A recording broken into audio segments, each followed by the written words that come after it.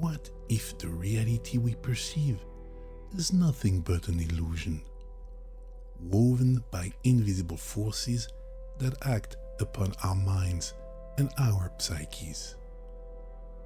In several previous videos, we have explored the reign of the Archons, those entities that govern the Kenoma, our world, this domain where matter dominates and where the human soul is imprisoned. We have seen their influence on our consciousness, from the summit of the seven heavens of the Hebdomad down to the depth of the five lower domains of Hades. The goal of this video is to adopt a global yet precise point of view on the Archontic order, to show how their cosmic structure is reflected in the human psyche and soul, and to offer an interpretation that connects mythology, psychology, and questions about the nature of reality. It is not a matter of scientific or psychiatric expertise, still less a proselytizing attempt. It is about delivering a thoughtful reflection born from the desire to better understand Gnostic beliefs concerning the system put in place by the Archons, and to better grasp the nature of our reality. Through this exploration, we will understand how the Archontic order is structured, why it is organized in this manner, and above all, how its principles resonate even within the most current scientific theories, thus offering a perspective to grasp how our consciousness shapes the reality it perceives.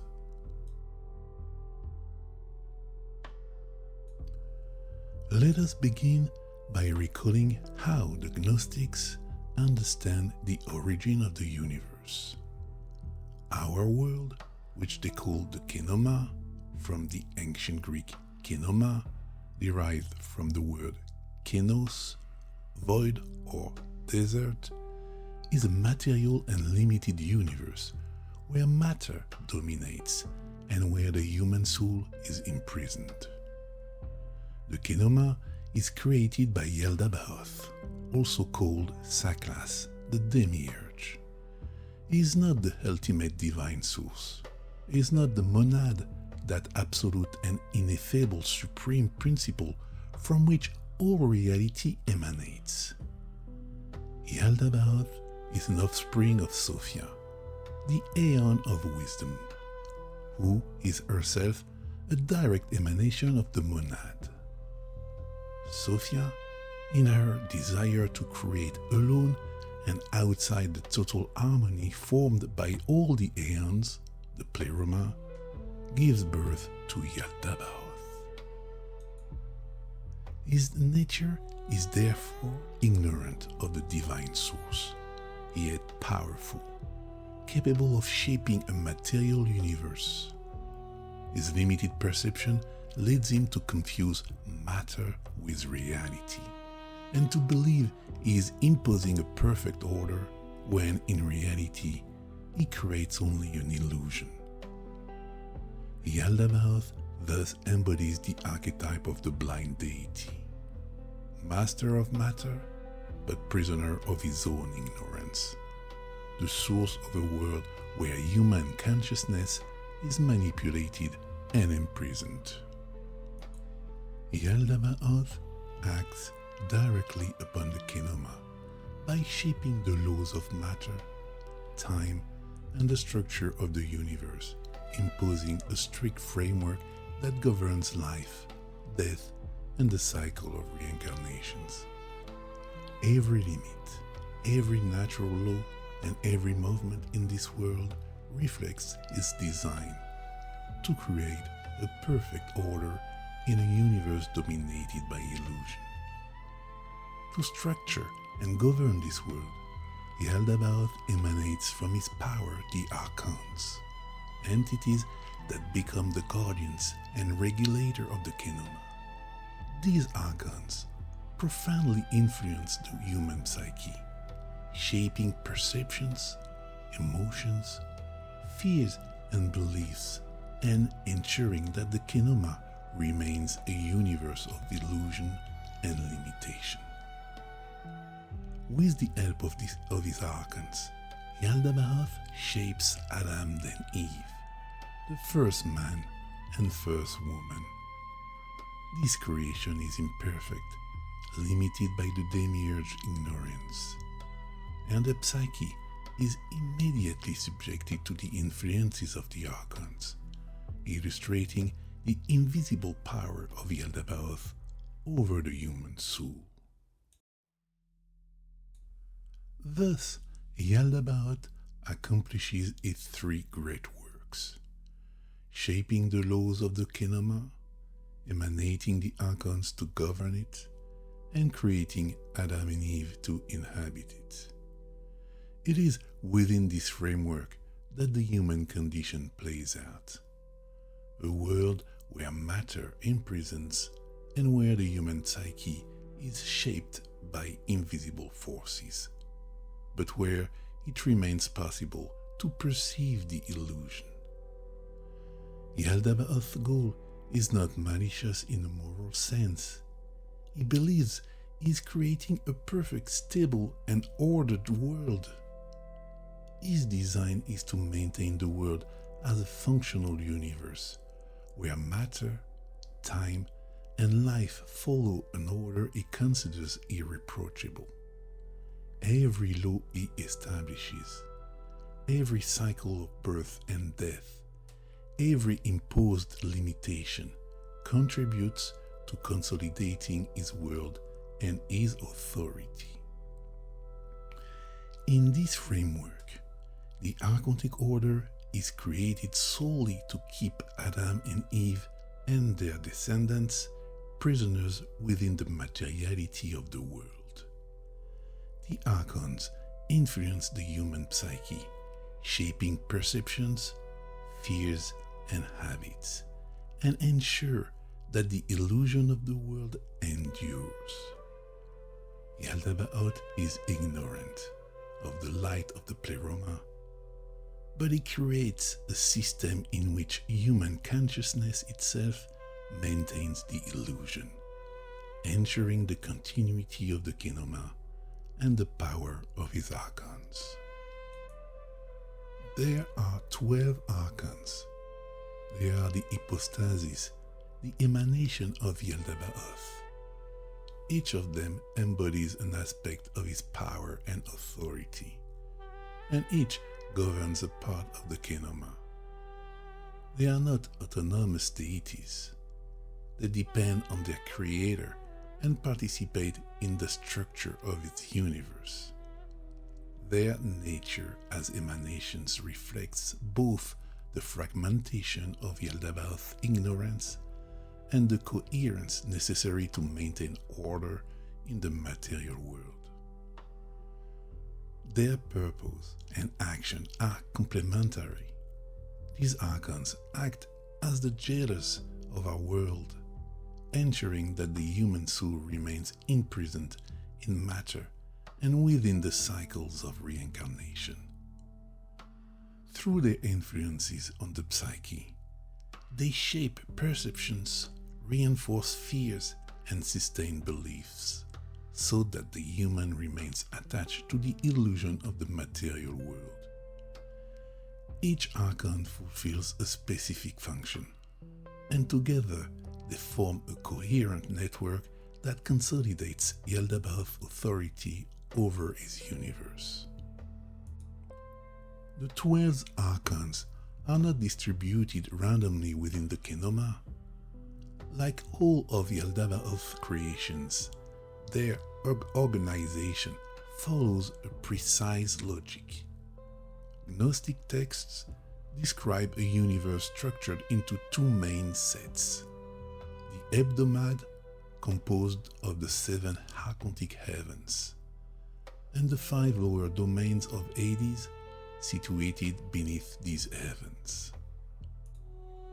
The hebdomad, whose name comes from the Greek hebdomas, meaning group of seven, constitutes the upper part of the Archontic reign. It is composed of 7 celestial spheres, each governed by an archon. These 7 heavens are not to be understood as physical places, but as levels of power and influence that structure human experience within the kingdom. At the top of this structure, Athot governs entropy, that principle of wear and degradation to which all material things are subject. Harmas embodies law, the rules and frameworks that organize the order of the world. Kalila Umbri, also called Astathios, governs desire, that force which drives the human being towards the objects of the material world. Yabel, or Yao, maintains falsehood, the illusions and narratives that divert man from truth. Sabaoth, the repentant Archon, represents the possibility of redemption and the questioning of the established order. Finally, Cain governs conflict, while Abel presides over the corruption of bounds, the degradation of human relationships, and the dissolution of brotherhood.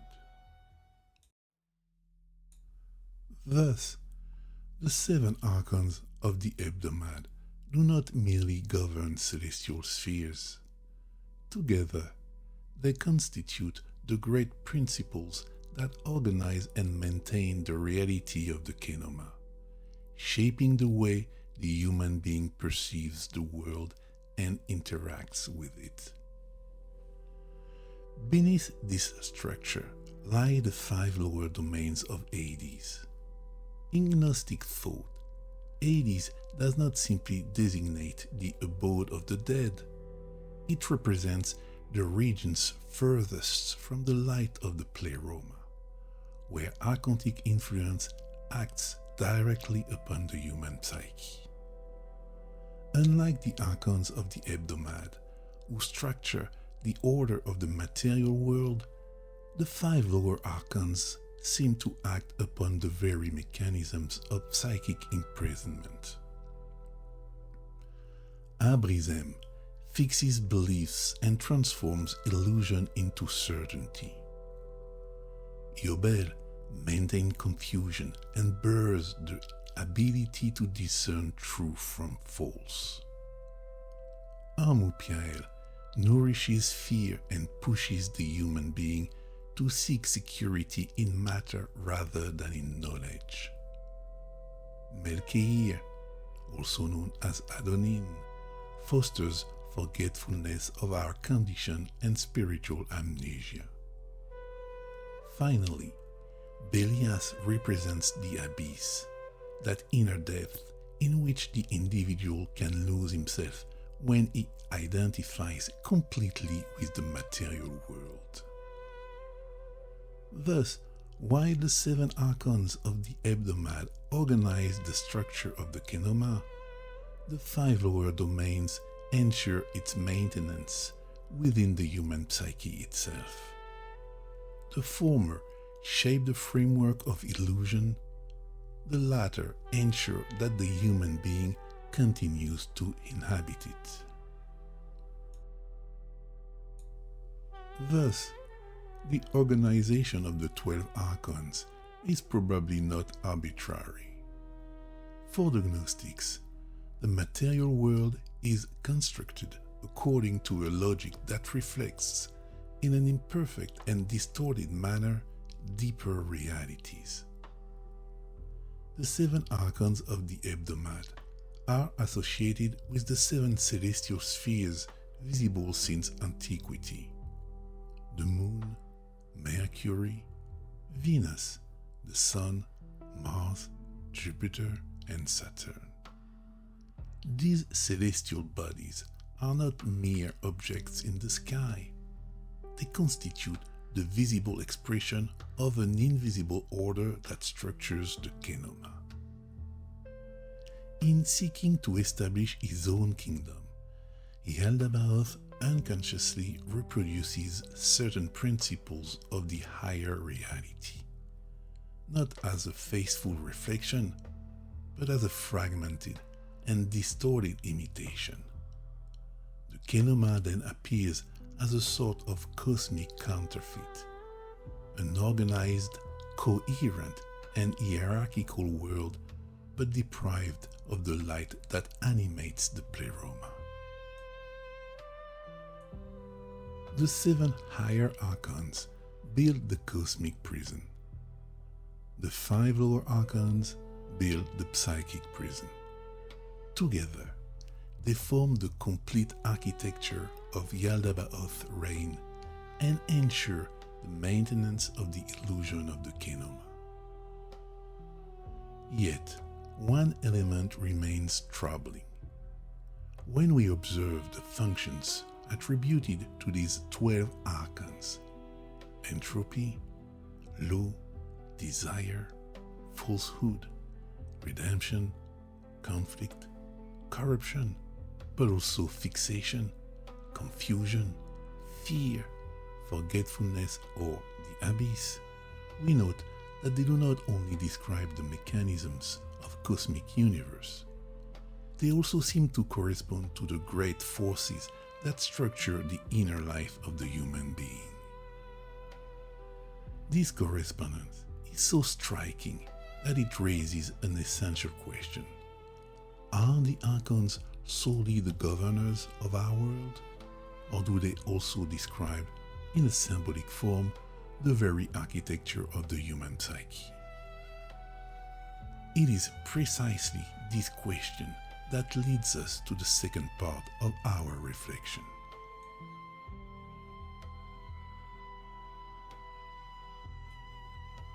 To try and answer this question, we must momentarily leave the Gnostic texts and take a detour through modern psychology. At the beginning of the 20th century, a Swiss psychiatrist, Carl Gustav Jung, dedicated a large part of his life to the study of the human mind. Unlike many of his contemporaries, Jung was not only interested in observable behaviors and mental illnesses, he sought to understand the deep structures that organize the human psyche. Throughout his research, Jung observed an astonishing phenomenon. People from different cultures, separated by centuries or sometimes entire continents, nonetheless produced remarkably similar dreams, myths, and symbols. How can we explain that the same type of narrative appears in ancient Egypt, among the Sumerians, in ancient Greece, in Christian traditions, Norse myths, or Gnostic texts? To answer this question, Jung developed the concept of the collective unconscious. According to him, the human mind is not limited to our personal history. There would exist a deeper layer of the psyche, common to all humanity, containing universal structures that influence our way of thinking, feeling, and perceiving the world. Jung called these structures archetypes. An archetype is not a precise idea nor a specific character. Rather, it is a fundamental form of human experience, a universal psychic tendency that manifests through symbols, narratives, dreams, or behaviors. Archetypes often act unconsciously, guiding our choices and our understanding of reality without us being fully aware of it. At this point, a troubling resemblance appears. The Archons described by the Gnostics also influence perception, beliefs, fears, desires, and human behaviors. Although Jung never speaks of archons, and the Gnostics never speak of archetypes in the modern psychological sense, both approaches seem to describe invisible forces that participate in structuring human experience. The question is therefore no longer only whether the archons exist as cosmological entities in Gnostic texts. The question becomes the following.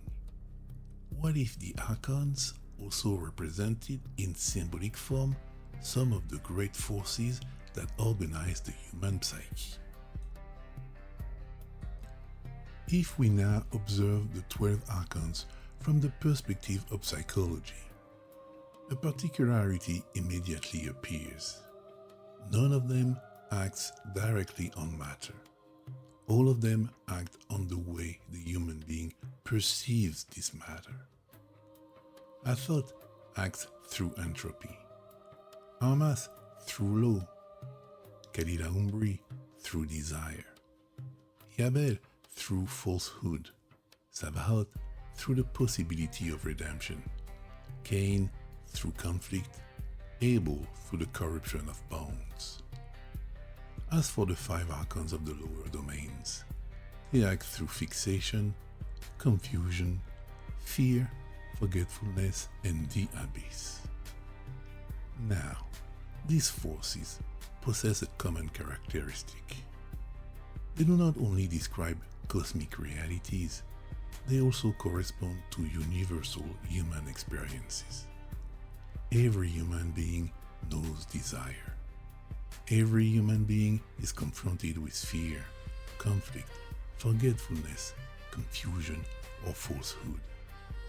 Everyone is subject to time, rules, attachments, and the limits of their own condition. This observation is essential.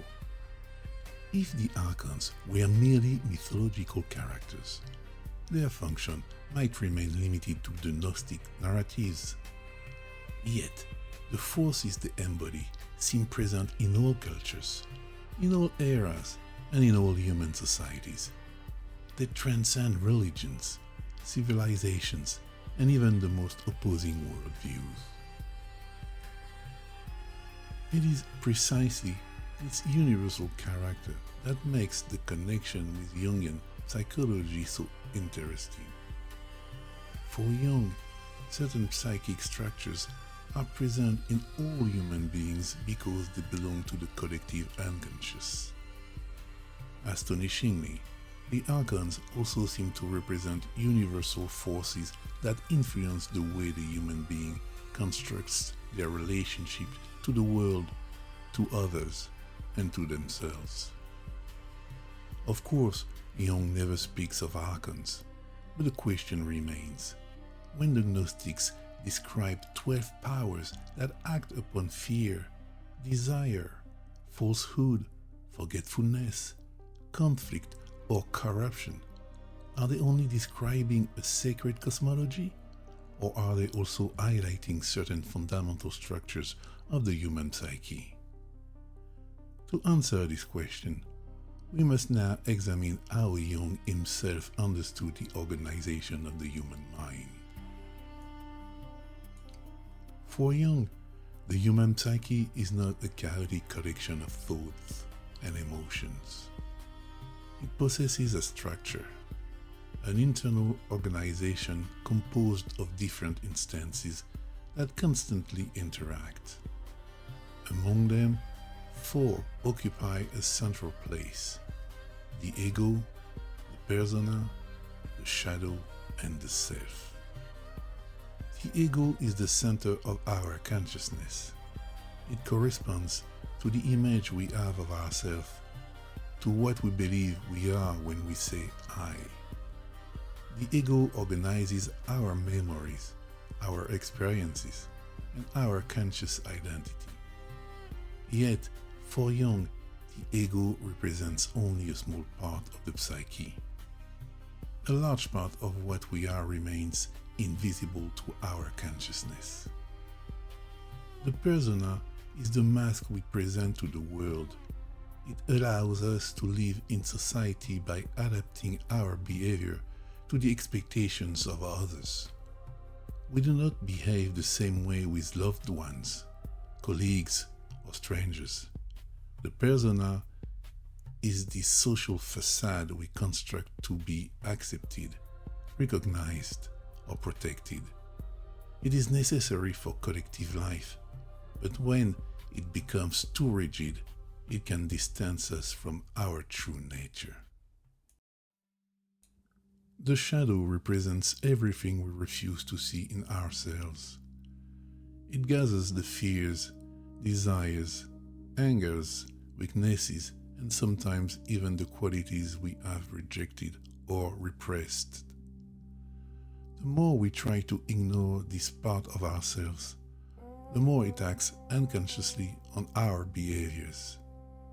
For Jung, the encounter with the shadow is an essential step in any inner transformation. Finally, the self represents the totality of the being. It designates not only what we are conscious of, but the entirety of our psyche, conscious and unconscious. The self is for Jung the principle of unity towards which every individual tends. It corresponds to a state of balance in which the different dimensions of the personality cease to oppose each other to form a coherent whole. At this point, a new resemblance appears. The Gnostics describe a universe in which the Archons influence perceptions, beliefs, desires, fears, and human behaviors. Jung, for his part, describes a psyche composed of structures that orient these same mechanisms. The languages are different, the eras are different, yet both approaches seem interested in the same fundamental question: what shapes our perception of reality and prevents us from accessing a deeper understanding of ourselves? If we continue the comparison with Jungian psychology, a difficulty immediately appears. The Archons do not directly correspond to the great structures of the psyche described by Jung. Hermas is not the persona. Belias is not the shadow. Sabaoth is not the self. On the other hand, their influences seem to act on these different regions of the psyche, as if the Archons described the forces that shape their functioning. Thus, Hermas, the Archon of law, acts mainly on the ego and the persona. He reinforces the norms, rules, and need for conformity that allow the individual to find their place in the group. Kalila Umbri, the Archon of desire, also acts on the ego and the persona, nurturing attachments, ambitions, seductions, and the search for recognition. Yabel, the Archon of falsehood, influences the ego when it constructs deceptive narratives about itself and also acts on the shadow by concealing what we refuse to see. Cain, the Archon of conflict, seems to operate at the boundaries of the ego and the shadow. He appears in the inner struggles that oppose our conscious aspirations to our unconscious drives, but also in the rivalries that divide human beings. Abel, the Archon of the corruption of bounds, also acts on the ego and the shadow, fostering jealousy, resentment, and the mechanisms that deteriorate human relationships. Finally, Athot, the Archon of entropy, acts mainly on the relationship between the ego and the self. It reminds the individual of the impermanent nature of all psychic constructions, gradually eroding the certainties of the ego and confronting it with the limits of its existence. In the lower domains of Hades, the correspondences become even more striking. Abrizem, the Archon of fixation, acts mainly on the ego and the persona, transforming habits into certainties and beliefs into indisputable truth. Yobel, the Archon of confusion, blurs the landmarks of the ego and prevents it from clearly organizing the contents emerging from the unconscious. Armoupiel, the Archon of fear, acts simultaneously on the ego and the shadow, fueling the defense mechanisms that keep the individual within what they already know. Melchior, whom we associated with Adonin, acts mainly on the persona and the shadow. He fosters self-forgetfulness by pushing the individual to identify entirely with the roles they play and the illusions they maintain. Finally, Belias acts as the level of the ego and the shadow. He represents the psychic abyss into which the individual can seek when unconscious contents become more powerful than their capacity to give them meaning. In the midst of this ensemble appears a singular figure, Yaldabaoth. Unlike the other Archons, he seems to orient the psyche towards what Jung calls the self, that is, the principle of unity and transformation that allows the human being to transcend their conditioning and reconcile the different dimensions of their being. Of course, these connections remain interpretative. Jung never spoke of archons, just as the Gnostics never described the psyche using the modern concepts of analytical psychology.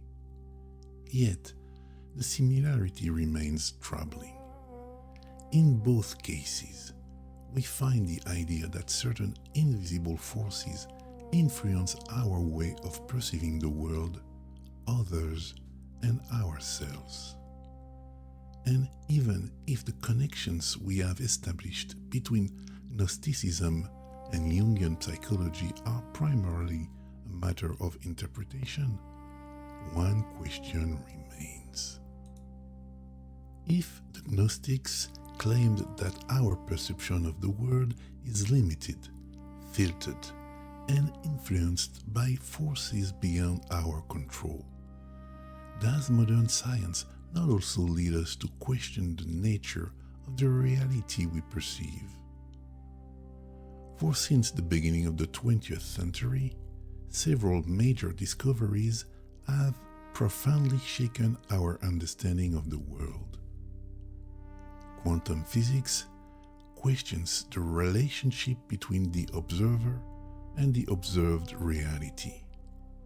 Neuroscience shows that our brain never directly perceives the world as it is, but constructs a representation of it.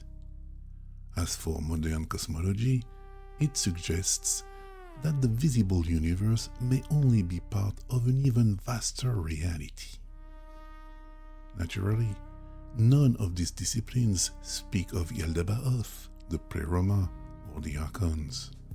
Yet, they sometimes ask questions surprisingly close to those the Gnostics were already asking nearly 2,000 years ago. Is reality truly what we believe we perceive?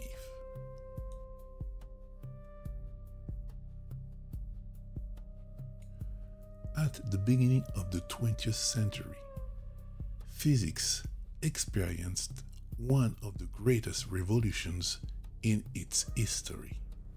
Scientists discovered that the world of elementary particles does not operate according to the intuitive rules governing our daily experience. At the microscopic scale, particles do not seem to possess a perfectly defined position or state before being measured. They are described by what physicists call a wave function, a mathematical representation containing several simultaneous possibilities. This observation leads to one of the most famous interpretations of quantum physics, the Copenhagen interpretation, developed notably by Niels Bohr and Werner Heisenberg. According to this approach, certain properties of particles only become determined at the moment of measurement. This idea has often been oversimplified.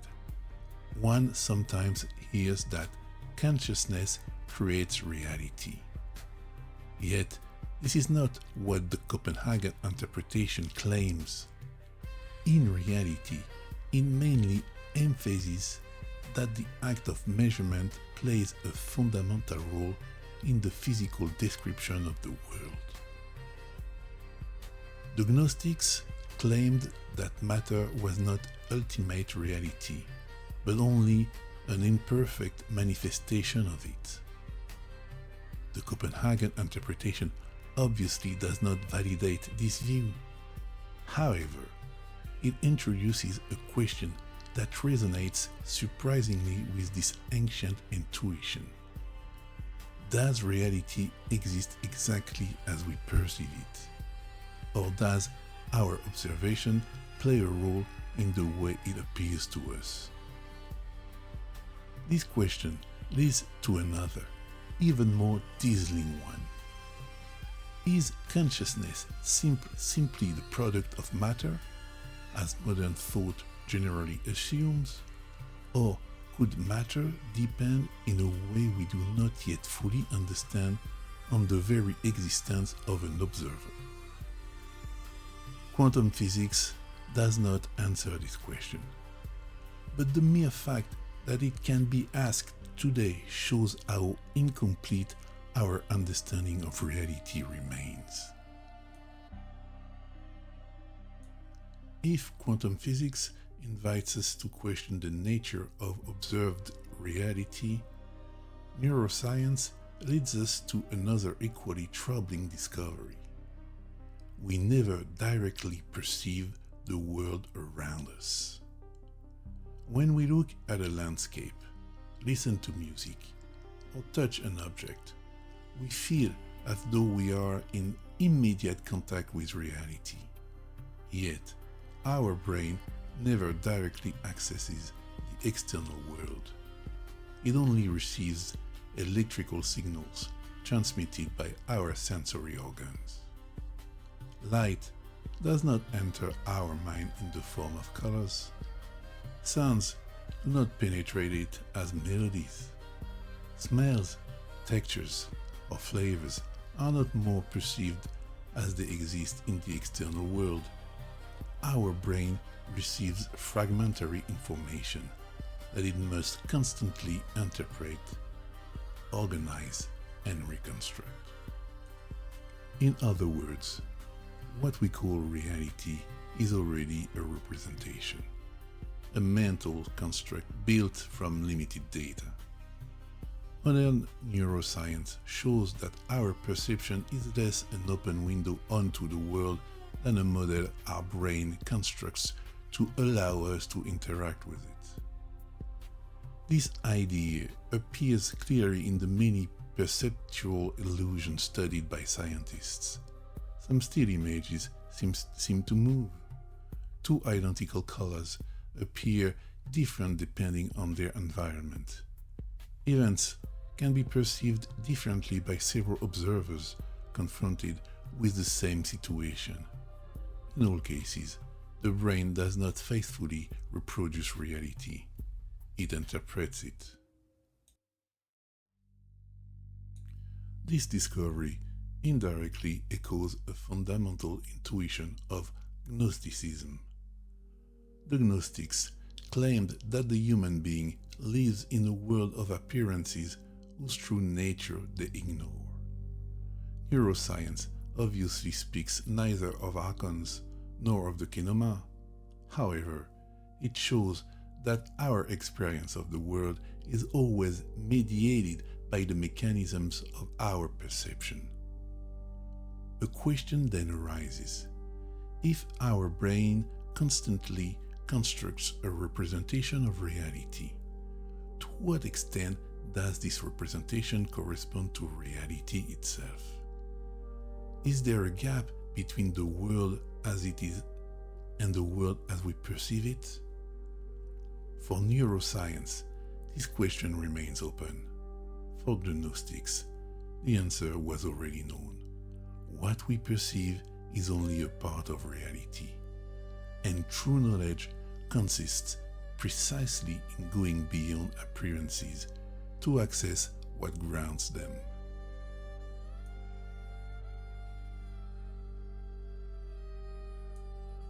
Since antiquity, human beings have sought to understand the origin of the universe. The Gnostics answered this question through the story of Sophia's fall, the birth of Yaldabaoth, and the creation of the Kenoma. Modern cosmology, for its part, offers an explanation based on observation, mathematics, and physics. According to the currently accepted model, our observable universe originated from an event that scientists call the Big Bang. Approximately 13.8 billion years ago, the known universe was in an extremely dense and hot state before beginning an expansion that continues to this day. For a long time, the Big Bang was presented as the absolute beginning of everything. Yet, contemporary research has gradually nuanced this idea. Cosmologists today distinguish the observable universe from the ultimate origin of reality. In other words, the Big Bang successfully describes the evolution of our universe, but it does not necessarily answer the question of what preceded this event. It is in this context that the concept of cosmic inflation appears. According to this theory, the universe underwent a phase of extremely rapid expansion in the first instance of its existence. This hypothesis explains several characteristics observed today in the structure of the cosmos and constitutes one of the pillars of modern cosmology. However, some versions of the theory raise a fascinating question. If an inflationary phase precedes the observable universe, then what we call the universe might be only one particular region of a much vaster reality. Our cosmos will no longer necessarily be the totality of existence, but only a part of a larger whole that still escapes us. Naturally, modern cosmology speaks neither of the pleroma nor the kenoma. Yet, this idea resonates with an ancient intuition, that according to which the visible world constitutes only a limited portion of reality. The Gnostics already distinguished the material world from the higher reality they call the pleroma. Cosmologists obviously do not formulate this distinction in spiritual terms, but the two are led to consider that the observable universe might represent only a fraction of what truly exists.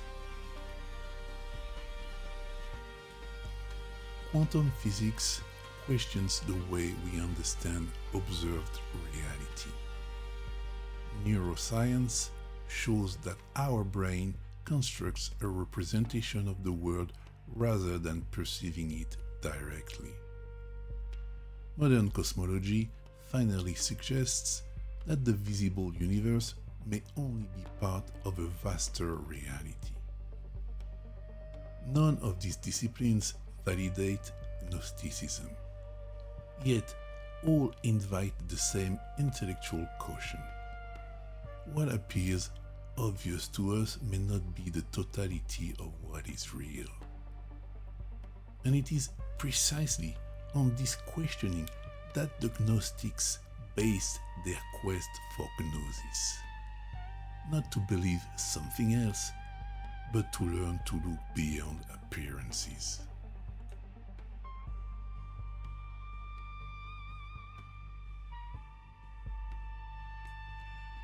Let us now return to the question that has animated our reflection. What if the reality we perceive is nothing but an illusion? The Gnostics answered this question by describing a universe governed by Yaldabaoth and the Archons. For them, our world was not ultimate reality, but a world of limitation and appearances designed to keep the human being in ignorance of their true nature. Throughout this exploration, we have seen that this worldview is not limited to a simple ancient cosmology. The very structure of the Archontic order seems to find an unexpected echo in certain observations of modern psychology. The Archons then appear not only as powers of the Kenoma, but also as symbols of forces that influence our perceptions, our desires, our fears, our conflicts, and our relationship to reality. We have also noted that several contemporary scientific discoveries also invite caution. Quantum physics questions some of our intuition about the nature of reality. Neuroscience shows that our brain constructs a representation of the world rather than apprehending it directly. Modern cosmology finally suggests that the observable universe may only be part of an even vaster reality.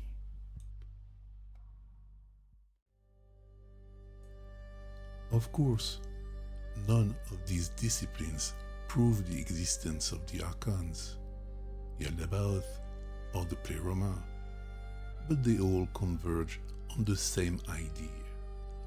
Our perception of reality is limited, partial, and sometimes deceptive. Perhaps this is where the relevance of the Gnostic message lies. Indeed, Gnosis does not consist of replacing one belief with another. It begins when we accept that what we perceive, think, or believe we know may not be the totality of reality. The Archons then become more than a simple mythological narrative. They become an invitation to question our certainties, to observe the influences that shape our psyche, and to seek what lies behind appearances. If the Kenoma is the world of illusion, the true question may not be whether the Archons exist. The true question is, what are the forces that shape our perception of the world? And are we capable of becoming aware of them? Because for the Gnostics, this awareness is not a simple intellectual reflection. It constitutes the first step towards awakening. The moment when the human being begins to perceive the illusion for what it is, and to question their true nature. It is precisely this beginning that the Gnostics call Gnosis. Because it is not believing that transforms, it is knowing.